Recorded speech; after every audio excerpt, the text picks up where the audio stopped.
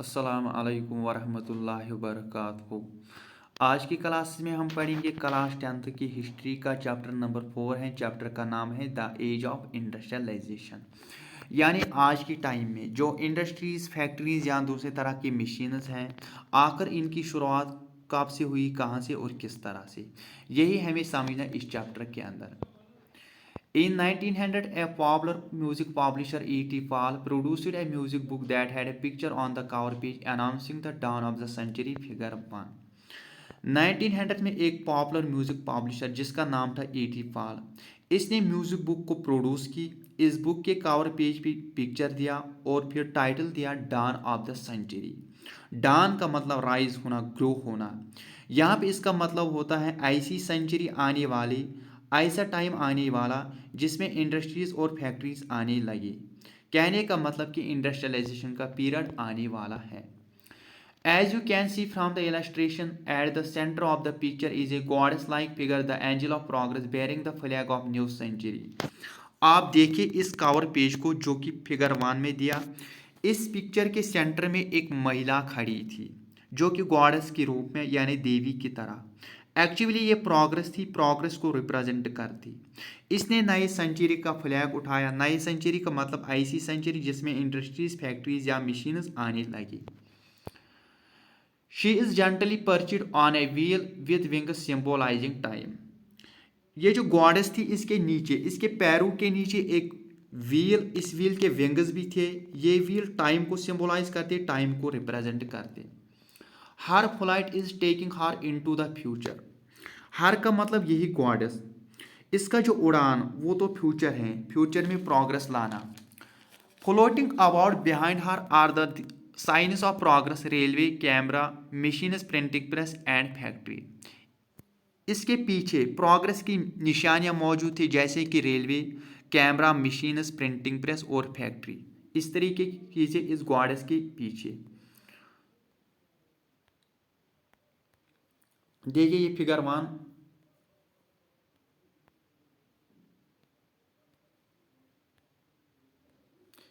ये फिगर 1 यहाँ पे टाइटल इसका दिया dawn of the century. Centre में ये महिला, ये जो गॉडेस फिगर, इसके पैरों के नीचे यहाँ पे व्हील, इसके विंग्स भी। और इसके पीछे अगर हम देखेंगे यहाँ पे कैमरा, मशीन्स, इसके अलावा प्रिंटिंग प्रेस, इसके अलावा भी बहुत सी चीज़ें देखने में मिलते हैं।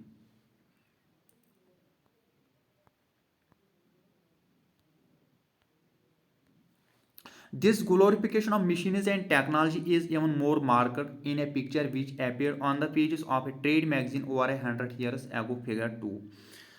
ये जो मशीन्स एंड टेक्नोलॉजी की ग्लोरिफिकेशन, इसको पिक्चर्स में मार्क किया, ट्रेड मैगजीन के पेजेस पर दिखाया 100 years एगो पहले। It shows two magicians. इसने दो मैजिशियंस को भी दिखाया जिनको फिगर 2 में दिया। थोड़ी देर के बाद मैं आपको ये फिगर 2 भी दिखाऊंगा।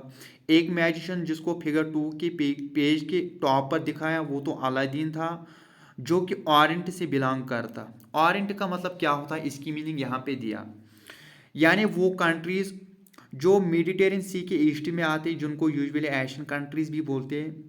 ये जो टर्म ऑरेंट, ये वेस्टर्न व्यू पॉइंट से बाहर, यानी जो वेस्टर्न कंट्रीज के लोग, जो वेस्टर्न कंट्रीज थे, वो इन ओरिएंटल रीजन्स को, इन ईस्टर्न रीजन्स को बैकवर्ड समझते हैं, बैकवर्ड बोलते हैं, बैकवर्ड मानते हैं। इन वेस्टर्न कंट्रीज का कहना, इनका मानना कि जो ओरिएंटल रीजन्स थे यानी जो ईस्टर्न कंट्रीज थे वो प्री मॉडर्न, इनको इंडस्ट्रियलाइजेशन के बारे में कुछ पता नहीं, इनको मॉडर्निटी के बारे में पता नहीं, उसको हम बोलते हैं ऑरेंट। ये जो अलादीन ये भी ऑरेंट से बिलोंग करता। The one at the top is Aladdin from the orient who built a beautiful palace with his magic lamp. थोड़ा सा मैं उसको आगे करूंगा। इस अलादीन ने ब्यूटीफुल पैलेस को बनाया, एक ब्यूटीफुल महल को बनाया अपनी मैजिक लैम्प से। The one at the bottom is the modern mechanic who with his modern tools weaves a new magic, built bridges, ships, towers and high-rise buildings। इसके बाद दूसरा मॉडर्न मैकेनिक, फिगर 2 में उसको दिखाया बॉटम साइड में। इस modern mechanic ने सच में मेहनत किया, मॉडर्न टूल्स बनाया, ब्रिजेस बनाया, शिप्स बनाया, टावर्स और बड़े बड़े बिल्डिंग्स बनाया। Aladdin is shown as representing the East and past. ये जो अलादीन था वो ईस्ट और पास्ट को दिखाता, ईस्ट और पास्ट को रिप्रेजेंट करता। The modern mechanic stands for western modernity, मगर जो मॉडर्न मैकेनिक वो वेस्टर्न मॉडर्निटी को दिखाता है, वेस्टर्न मॉडर्निटी को रिप्रेजेंट करता। बस इतना याद रखना कि जो अलादीन था इसको मॉडर्निटी के बारे में कुछ पता नहीं, उसको इंडस्ट्रियलाइजेशन के बारे में कुछ जानकारी नहीं या दूसरे डेवलपमेंट के बारे में कुछ जानकारी नहीं। मगर जो मॉडर्न मैकेनिक जिसने सच में मेहनत किया वो प्रोग्रेस को दिखाता है, ऐसे वर्ल्ड को दिखाता है जिसमें इंडस्ट्रीज, फैक्ट्रीज, टेक्नोलॉजी या दूसरी तरह की मशीन्स मौजूद हैं।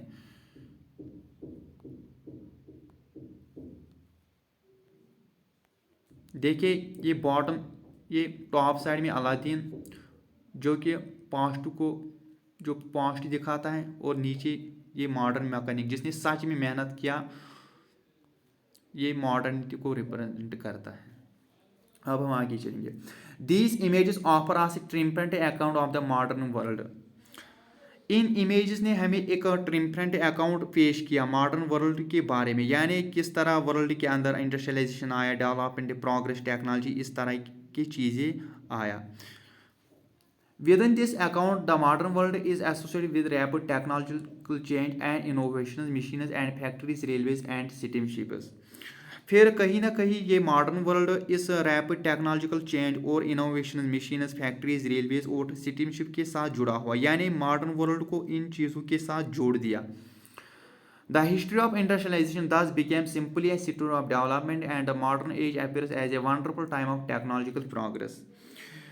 इंडस्ट्रियलाइजेशन की जो हिस्ट्री वो स्टोरी ऑफ डेवलपमेंट बन गई, यानी इंडस्ट्रियलाइजेशन की वजह से डेवलपमेंट आया और मॉडर्न वर्ल्ड में टेक्नोलॉजिकल प्रोग्रेस ज़्यादा से ज़्यादा आया। These images and associations have now become part of popular imagination.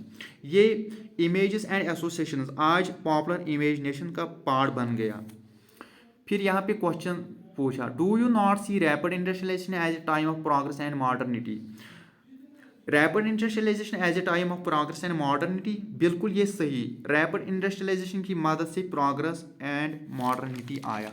फिर एक और क्वेश्चन पूछा, do you not think that spread of railways and factories and construction high rise buildings and bridge is a sign of society development.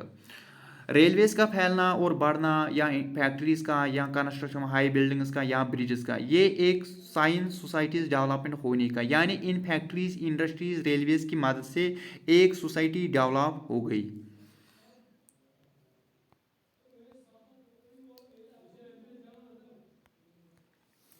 How has this images developed, कैसे हम इन images को develop करेंगे।